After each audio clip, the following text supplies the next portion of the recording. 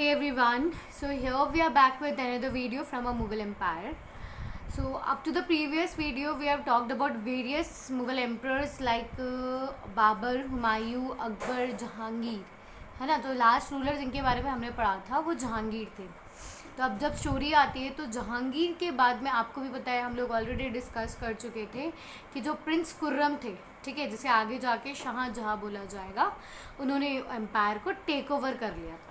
Okay तो अब शाहजहाँ के आने के बाद में मुग़ल एम्पर के साथ क्या होता है, उनका एम्पायर कितना एक्सपैंड करता है, ठीक है, that we are going to discuss now.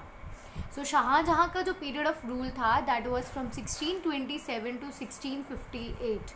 अब ये इनका सेल्फ टेकन टाइटल था, ये खुद को शाहजहाँ बोलते थे। शाहजहाँ का मतलब क्या होता है, king of the whole world. मतलब आप समझ रहे हो कि ये खुद को कितना पावरफुल समझते थे कि मतलब मैं जो हूँ वो पूरे वर्ल्ड का रूलर हूँ, ठीक है, राजा हूँ। आपको सबको पता होगा जब भी शाहजहाँ के बारे में नाम आता है ना, तो क्या चीज़ याद आती है कि शाहजहाँ ने किसके लिए फेमस था शाहजहाँ। तो ऑफकोर्स उन्होंने ताजमहल बनवाया था, ठीक है। तो केवल ताजमहल ऐसी चीज़ नहीं थी जो उनके लिए बहुत ज़्यादा फेमस थी। मतलब ताजमहल तो सबके लिए, सबके दिमाग में सबसे पहली क्विक चीज़ यही आती है कि जहाँ शाहजहाँ का नाम आता है, शाहजहाँ वही है जो अकबर में जिन्होंने ताजमहल बनाया था, मुमताज़ महल के याद में, है ना। तो अब इनके टाइम पे क्या होता है बेटा, मुग़ल एम्पायर कैसे स्प्रेड होता है और एक्सपैंड होता है, that also we will see. So Mughal empire continued in the Deccan under him. मतलब आपको अच्छे से पता है कि डेक्कन पार्ट कौन सा होता है, ये जो डेक्कन वाला एरिया है, ठीक है, ये वाला पर्टिकुलर साउथ वाला जो एरिया है वो इनके टाइम पे बहुत अच्छे से एक्सपैंड हुआ था। ओके अफ़गान के जो नोबल थे खान जहान लोदी, उन्होंने इनके अगेंस्ट रेबल कर दिया था। अब ये चीज़ सबसे इंटरेस्टिंगली यहाँ पे समझने वाली है। तो जब आपको पता है शाहजहाँ के बारे में जब हम समझते हैं तो हमें अच्छे से पता है कि इन्होंने क्या किया था कि अपने फादर के अगेंस्ट रेबल किया था, है ना। और अपने फादर से इन्होंने ज़बरदस्ती, जबकि उनके फादर ने बोल दिया था, मतलब वो कि वो इन्हीं को रूलर बनाना चाहते थे। अकबर के बाद में जैसे जहांगीर आया था तो जहांगीर ने क्या किया था, उन्होंने अकबर के अगेंस्ट वो बोलते हैं ना कि रिबेल किया था। उसी तरह शाहजहाँ ने भी अपने फादर के अगेंस्ट रिबेल किया था। तब क्या होता है कि शाहजहाँ के जहांगीर के ड्यूरेशन में ये पर्टिकुलर साउथ वाला जो एरिया था, ठीक है बेटा, वो कंट्रोल हो किया जाता था बाय खान जहान लोदी। मतलब उनके बहुत अच्छे दोस्त थे, आप ये समझ लो कि एक बहुत अच्छे, मतलब बोलते ना कि जिन पे ट्रस्ट था जहांगीर को, वो थे खान जहान लोदी, ठीक है। उनको पूरा साउथ वाला एरिया कंट्रोल करने के लिए दिया गया था।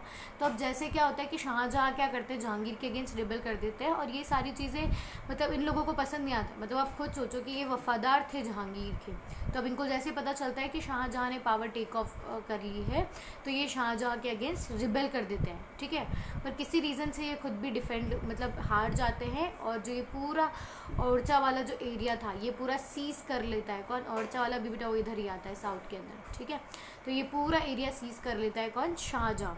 थोड़ा सा इंटरेस्टिंग आया कि उसने अपने फादर के अगेंस्ट कैसे रिबेल किया, और फादर के जो ईमानदार लोग थे, ठीक है, उनके अगेंस्ट में इन्होंने इसने क्या किया, जीत, मतलब बोलते ना कि उस एरिया को भी इसने कंट्रोल कर लिया था। ओके फिर उसके बाद में क्या होता है कि बल्कन्स वे सीज फ्रॉम उज़्बेक्स एंड। अब ये क्या चीज़ आपको बता रखी है, याद करो सफ़ेविद डायनेस्टी के बारे में हम लोगों ने ऑलरेडी पढ़ा था, है ना। सफ़ेविद डायनेस्टी यहाँ हुआ करती थी, अफ़गान वगैरह का जो एरिया था, उज़्बेकिस्तान पहले, तो ये पूरा एरिया हुआ करता था मुग़ल एम्पायर के अंदर, ठीक है। अब मुग़ल एम्पायर मतलब ऐसा अगर आप देखोगे कि साउथ का पर्टिकुलर जो पार्ट आएगा डेक्कन वाला, उसके अंदर तो क्या होता है कि ये जो शाहजहाँ वगैरह थे सारा सब उसको बहुत अच्छे से गेन कर पाते हैं।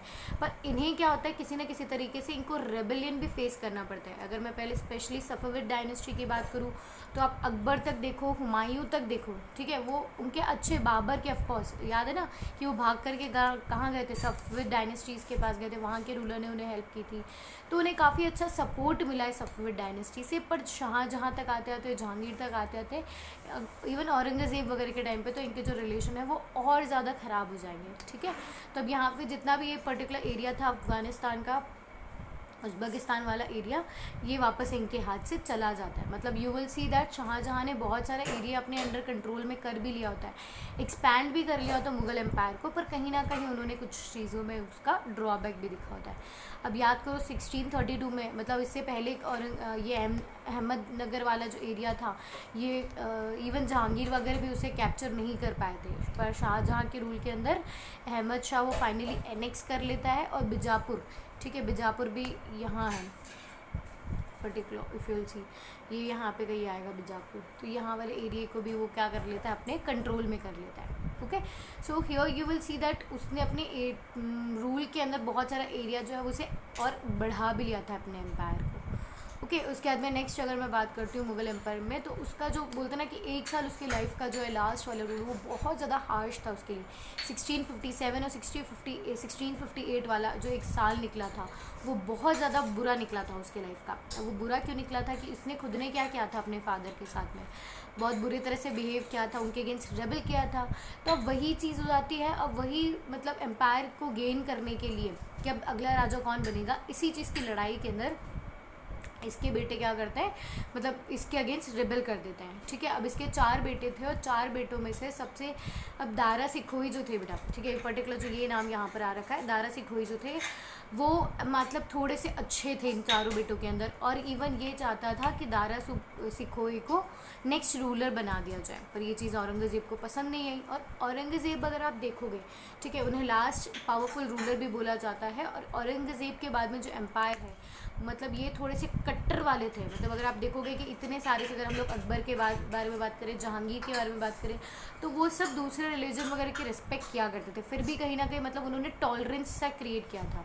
वो अपने एम्पायर को बढ़ाने के लिए दूसरे रूलर्स के और दूसरे रिलीजन के साथ में एक बोलते ना कि ट्रिब्यूनल बना करके चलते थे। पर औरंगज़ेब बहुत ज़्यादा कट्टर था अपने रिलीजन को लेकर के, और उसने मतलब केवल मुस्लिम्स को वो प्रीच किया करता था, और बाकी सारे रिलीजन के अगेंस्ट उसने लड़ाई करी थी, टैक्सेशन वगैरह वो लिया करता था। तो अब इस औरंगज़ेब ने क्या किया है, अपने तीनों भाई को मार दिया था। ठीक है, दारा सिकोई को भी मार दिया था, जिसे नेक्स्ट रूलर बनाना चाहता था शाहजहाँ। और ये क्या करता है, फिर शाहजहाँ को पकड़ के नेक्स्ट इसको इम्प्रिजन कर देता है पूरे rest of his life Agra में। आपको पता है ताजमहल है, ताजमहल किसके मेमोरी में बना था, है ना, अभी हम लोगों ने बताया भी था। तो उसके सामने ये एक जेल बना करके उसे वहाँ पूरे मतलब बोलते हैं ना लाइफ लॉन्ग उसको वहाँ डाल देता है कि बोले अब ठीक है, वहाँ से बैठे बैठे उस ताजमहल को देखते रहना। तो आपको इसकी मतलब इसकी मेंटालिटी समझ आ गई ना कि औरंगज़ेब किस तरह का रूलर बनने वाला है। तो पर्टिकुलर अगर हम लोग इसको भी कंक्लूड करें, तो शाहजहाँ ने मतलब बहुत अच्छे से अपना एम्पायर इसको कंट्रोल कर था। पूरा यहाँ वाला जो पूरा एरिया था, ये पूरा कंट्रोल में आ चुका था शाहजहाँ के पास। अब ये पूरा एम्पायर किसको चला जाता है, किसको मिल जाता है, औरंगज़ेब को, जिसका रूल था फ्रॉम 1658 टू 1707। अगले 9 सालों के लिए ये रूल करता है। तो जब औरंगज़ेब की बात करते बेटा, तो औरंगज़ेब वो अभी तक के जितने भी रूलर्स थे वो काफ़ी पॉपुलर रहे हैं। स्पेशली अगर मैं हुमायूं अगर के बाबर से बात करोगे, तो उन्होंने पूरी डायनेस्टी को इस्टेब्लिश किया है, एम्पायर को। फिर हुमायूं जो है उनको एसोशिएट किया जाता है from as a son of a great father and a father of a great son. मतलब वो ठीक है, उनका रूल इतना ज़्यादा नहीं था, उन्होंने वापस से मतलब रिकैप्चर वगैरह करने की कोशिश करी थी अपने एरिया को। पर उनके जो फादर थे उन्हें बहुत ग्रेट बोला जाता है, और उनका जो बेटा था अकबर, उसे भी बहुत ग्रेट बोला जाता है। तो Humayun is associated with father, sun of a great father and a father of a great सन। ठीक है, पर उन्होंने उनका खुद का एम्पायर, उनके ड्यूरेशन में एम्पायर इतना ग्रोथ नहीं कर पाया था। पर फिर भी उसके बाद में अकबर ने कितना एरिया इन्फ्लुएंस कर लिया था। जहांगीर जो थे, अब ये थोड़ा से क्या करते थे कि दूसरे रिलीजन के साथ थोड़ा मिलजुल कर चला करते थे। ठीक है, ये समझते थे कि अगर अपन उसे थोड़ा सा अच्छे से बना करके रखेंगे तो आप इजीली उनके ऊपर रूल इस्टेब्लिश कर पाएंगे। तो ये तो इसीलिए वो थोड़े बहुत मतलब बोलते हैं ना कि उनको टॉलरेट किया जाता था, और उन्होंने अपना एरिया एक्सपैंड कर लिया था।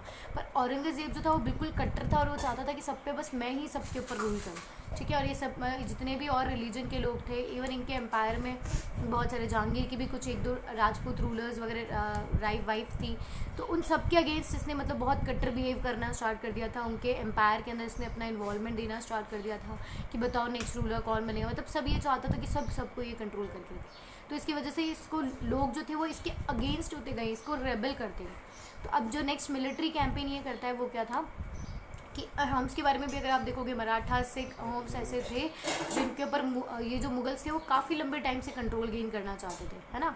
तो अहम्स के ऊपर भी फाइनली इसने औरंगज़ेब ने अहम्स को डिफीट कर दिया था 1663 में। पर उनका सपोर्ट इसे फिर भी नहीं मिला था, और वापस से 1680 के अंदर उसने वापस से अहम्स जो थे उन्होंने वापस से रेबल कर दिया था इनके अगेंस्ट। ठीक है, इसके बाद में अगर अपन देखते हैं तो फिर इन्होंने आगे बहुत सारे कैंपेन करने की कोशिश करी थी, सिख और दूसरे यूसुफ।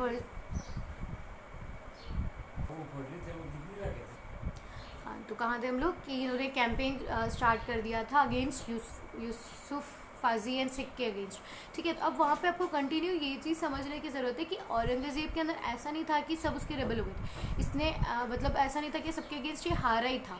इसने बहुत जगह अपनी एम्पायर को मतलब बोलते ना कि और एक्सपैंड करने की कोशिश भी करी थी, पर वो सब टेम्प्रेरी बेसिस पे थे, क्योंकि ये सबको अपना दुश्मन बनाता जा रहा था। तो दुश्मन बनाने की वजह से क्या होता है कि ये टेम्प्रेरी एक बार के लिए उनसे जीत तो ज़्यादा था, पर वो लोग जो थे वो थोड़े टाइम बाद में वापस इसके अगेंस्ट रेबल कर देते थे। ओके फिर आप देखोगे कि मुगल जो थे उन्होंने बहुत जगह, इवन साउथ वाला तो स्पेशली एक ऐसा एरिया जहाँ उन्होंने अपना एरिया जो है वो बहुत जैसे एक्सपैंड कर लिया था बहुत सारे। पर आपको ये देखने को कंटिन्यू मिलेगा कि इसके जो पॉलिटिकल टर्म्स हैं औरंगज़ेब के, वो बहुत ख़राब हो जाते हैं। अगर हम लोग स्पेशली बात करें मारवाड़ के अंदर राजपूत रूलर्स जो थे, जो इवन इनके साथ थे पहले, इनकी फैमिलीज़ वगैरह में मतलब इनका कुछ रिलेशन वगैरह था, उन्होंने अपनी बोलते ना कि इनके घर में बहुएं बेटियाँ आई हुई थी वहाँ से, ऐसे मैरिज प्रपोशंस वगैरह वहाँ पे बने थे, पर ये सारे ख़राब हो जाते क्योंकि बिकॉज ही वो थोड़ा कट्टर नेचर का था। ओके इवन शिवाजी वगैरह जो थे वो मराठा से वो इनके अगेंस्ट रिबल वगैरह करते हैं।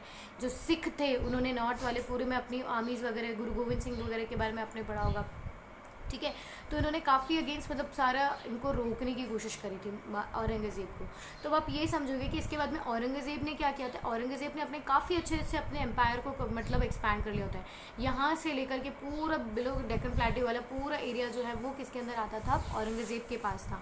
पर आप ये देखोगे कि इसके बाद में जितने भी रूलर्स आते, मतलब इसने अपने इतने दुश्मन खड़े कर लिए थे कि आगे आने वाले मुग़ल रूलर्स जो हैं वो इसको होल्ड ही नहीं कर पाते। इवन अगर आप देखोगे कि औरंगज़ेब का जो खुद का बेटा था, ठीक है, अब अकबर, इसके बेटे का नाम भी अकबर है, तो आपको यहाँ से उस अकबर के बारे में नहीं समझना है। इसके ऑफकोर्स इनके ग्रेट ग्रैंडफादर भी अकबर थे और औरंगज़ेब का जो बेटा है वो भी मोहम्मद अकबर, ठीक है। अब उसने क्या किया, उसे भी बिलो डेक्कन वाला एरिया दिया हुआ था, तो उसने भी यहाँ पर रिवॉल्ट कर दिया डेक्कन में, और उन्हें भी इसे सपोर्ट मिला किसका, मराठाज एंड डेक्कन सल्तनत का। तो मतलब आप ये बेसिकली इतनी सी चीज़ आपको अब औरंगज़ेब की ड्यूरेशन में रखनी है कि इसने बहुत सारा एरिया कंट्रोल करने की तो कोशिश की है, पर साथ में इसने अपने इतने दुश्मन खड़े कर लिए कि धीरे धीरे इसका जो जितना भी जीता हुआ एरिया था अब इसके बाद में सब क्या होता जाएगा, टूटता चला जाएगा। ओके तो औरंगज़ेब एनेक्स बीजापुर इन 1685, गोलकोंडा इन 1687, फिर 1689 के अंदर Aurangzeb personally manage campaigns in Deccan against the Marathas, ठीक है। पहले तो इसने अपने बेटे को दे रखा था प्रिंस अकबर को कि ठीक है तुम वो संभालो, पर वो इसके अगेंस्ट रिवॉल्ट कर देता है। तो फिर वो पर्सनली खुद चला जाता है डेक्कन में अपना सारा रूल वगैरह एनेक्स करने के लिए। औरंगज़ेब जो थे उसे काफ़ी ज़्यादा, अब यहाँ पर क्या था, जब वो खुद चला गया डेक्कन का पार्ट कंट्रोल करने, तो सिख जो थे, जाट्स जो थे, उन्होंने नॉर्थ के अंदर, नॉर्थ ईस्ट के अंदर उन्होंने क्या बोलते हैं, रिबेल कर दिया था। तो इसी अब यही चीज़ सारी वापस देखी जाती है। अब इसने क्या किया था, इसने भी अपने फादर वगैरह को जेल में डाल दिया था, तो वो सारी चीज़ें इसके साथ भी होती है। अब इसके बेटे जो हैं वो भी लड़ाई करते हैं कि अब अगला रूलर हमें बनना है। प्रिंस अकबर जो थे वो भी काफ़ी, उसे काफ़ी सपोर्ट वगैरह भी मिल रहा था, ठीक है। इवन आप देखोगे कि आज़म शाह और बहादुर शाह जो इसके बाद में इसके जो दो बेटे आएंगे वो भी दोनों आपस में बहुत लड़ाई करेंगे। पहले अहम शाह बन जाएगा रूलर, फिर उसको किसी वॉर में हरा करके बहादुर शाह जो है वो नेक्स्ट रूलर बन जाएंगे। मतलब ये काफ़ी, आप इसको पूरी स्टोरी में अगर आप रिलेट करते चलोगे तो क्या हो रहा है, या तो भाई आपस में लड़ रहे हैं या बाप बेटे आपस में लड़ रहे हैं, ठीक है। तो औरंगज़ेब की भी आपको पूरी क्या क्या चीज़ें याद रखनी है कि इन्होंने कौन कौन से एरिया पे कंट्रोल गेन कर लिया था, और इन्होंने अपने पूरे एडमिनिस्ट्रेटिव सिस्टम के अंदर किन किन को अपना एनिमी बना लिया था। ओके तो ये पूरा एरिया था, पूरा ड्यूरेशन था जहाँ जिस पे पूरा इतना बड़ा एरिया जो था वो औरंगज़ेब ने कंट्रोल करके रखा था। So that's it for today. आज वाली वीडियो में हम लोग बेसिकली सारे जो लास्ट पावरफुल रूलर्स थे वो हम सब डिस्कस कर चुके हैं। नेक्स्ट वाले वीडियो में हमारी नेक्स्ट क्लास के अंदर, ठीक है, may be today evening only, हम लोग क्या करेंगे, सभी को डिस्कस कर लेंगे कि सबका एक कैसे कैसे चेन बना हुआ है, कैसे बाबर से लेकर के लास्ट औरंगज़ेब तक का पूरा एम्पायर खड़ा होता है, ठीक है, और इसके क्या बेसिस इनका एम्फोसिस रहा था पूरे एम्पायर को एक साथ कंट्रोल करने के लिए। So that's it for today. Thank you everyone.